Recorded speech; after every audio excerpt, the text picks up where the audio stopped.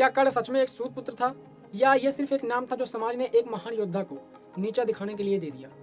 साथियों, आज की इस वीडियो में आप लोग को बताऊंगा कर्ण के कुछ ऐसे सत्य के बारे में जो आप लोग किताबों में कम और सवालों में ज़्यादा देखने को मिलता है। इस वीडियो में पूरा अंत तक बने रहिएगा। ये वीडियो आपको अंत तक देखने के लिए मजबूर कर देगी और आपकी सोच बदल जाएगी। कर्ण को सूत पुत्र क्यों कहा गया? क्या कर्ण का जन्म एक सूत परिवार में हुआ था? नहीं, कर्ण का जन्म सूत परिवार में नहीं हुआ था साथियों। कर्ण के पिता सूर्यदेव थे, माता कुंती थी, अर्थात कर्ण एक देवपुत्र था, लेकिन एक ऐसा योद्धा जो देवपुत्र होकर भी उसका प्रारंभिक जीवन त्याग से शुरू हुआ। तो फिर सवाल उठता है कि कर्ण देवपुत्र एक बड़े घराने का लड़का होकर भी उसे सूत पुत्र क्यों कहा गया? ये सवाल हम सबके मन में उठता है। साथियों, कुंती ने कर्ण को जन्म देने के बाद लोक लाज के डर से कर्ण को नदी में बहा दिया। तब एक सूत दंपत्ति ने कर्ण को बचा लिया, जिसका नाम था अधिरथ और उसकी पत्नी का नाम था राधा। अधिरथ हसनापुर के राजा रथ का सारथी था और यहीं से शुरुआत होता है कर्ण के जीवन का सबसे बड़ा भ्रम, जो लोगों के दिमाग में भ्रम फैल गया।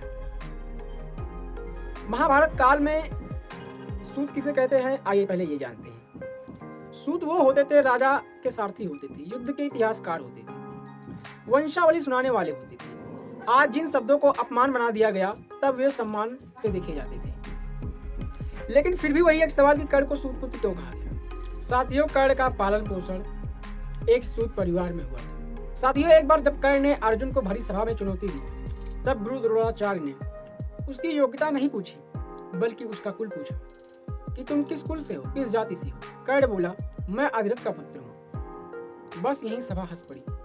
यहाँ गलती साथियों कर्ण की नहीं थी, गलती थी समाज की, उस सभा की, जो कर्ण के अंदर छिपी हुई शक्ति को, उसकी हिम्मत को, उसके हौसले को नहीं देख पा रही थी। लेकिन दुर्योधन, उसी सभा में उपस्थित दुर्योधन जानता था कि कर्ण कोई साधारण व्यक्ति नहीं है।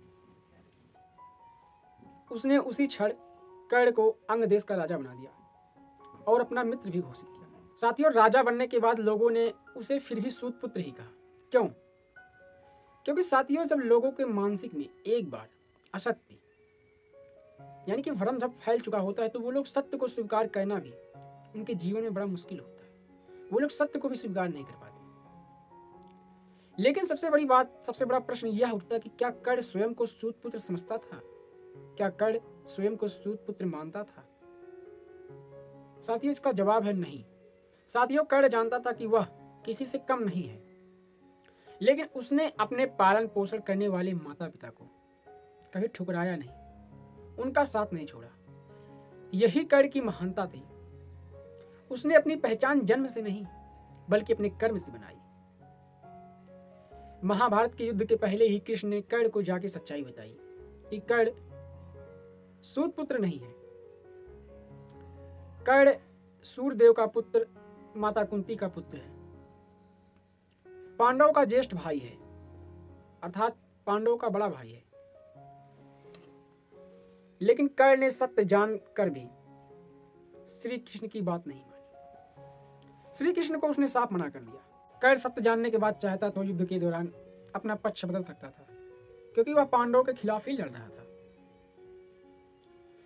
लेकिन उसने श्री कृष्ण को मना कर दिया, क्योंकि उसके लिए मां से बड़ा पालन करने वाले माता पिता का उसके ऊपर ऋण था। तो साथियों, सवाल फिर वही, क्या कर्ण सच में सूत पुत्र था? आखिर हकीकत क्या है? तो साथियों चलिए, कर्ण जन्म से सूत पुत्र नहीं था, पालन पोषण उसका सूत परिवार में हुआ था, इसलिए कर्ण को लोग सूत पुत्र कहने लगे। लेकिन कर्ण ने अपनी पहचान जन्म से नहीं, बल्कि अपने कर्म से बनाई।